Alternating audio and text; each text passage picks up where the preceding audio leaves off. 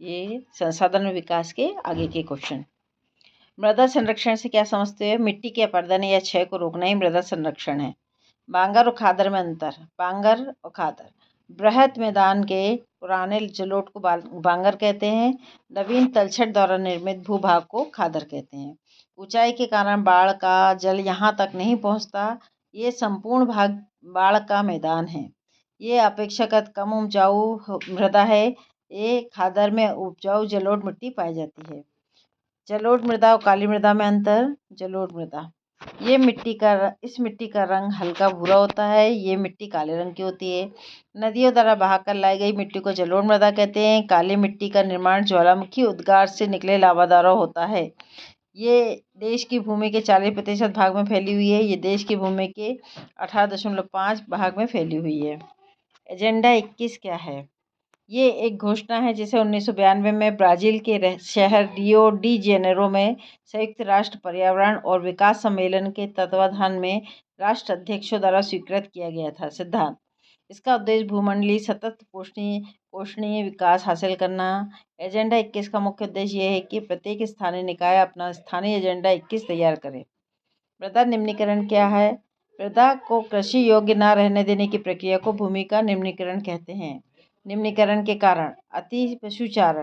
अति पशुचारण से भूमि की ऊपरी उपजाऊ बहुत परत समाप्त हो जाती है।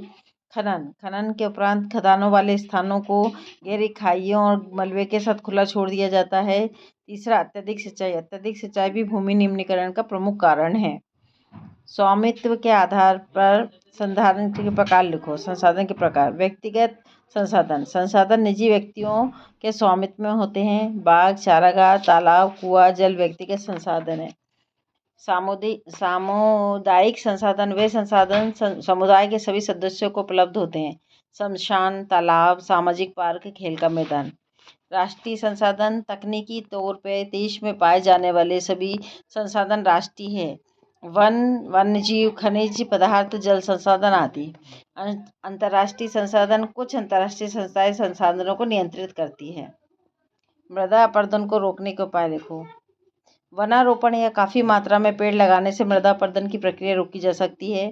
ढाल वाली भूमि पर सोपान बनाए जा सकते हैं। सोपान खेती मृदा अपरदन को नियंत्रित करती है। नदियों पर बांध बनाकर तथा पशुचारण पर प्रतिबंध लगा है। मिट्टी के निर्माण में कौन से कारक जिम्मेदार होते हैं? मृदा के निर्माण में निम्न कारक होते हैं। पहला, शेल। सबसे पहला कारक शेल है, जिनसे मृदा के लिए उचित सामग्री मिलती है। जलवायु शेलों को एक लंबी अवधि के छोटे छोटे टुकड़े और कणों में बदल देती है। पेड़ पौधे की जड़ें सेलों में घुसकर उन्हें तोड़ फोड़ देती है। अत्यंत चराई पशुओं के निरंतर चरने की प्रक्रिया से इन सेलों में अनेक परिवर्तन ला सकते हैं। Thank you.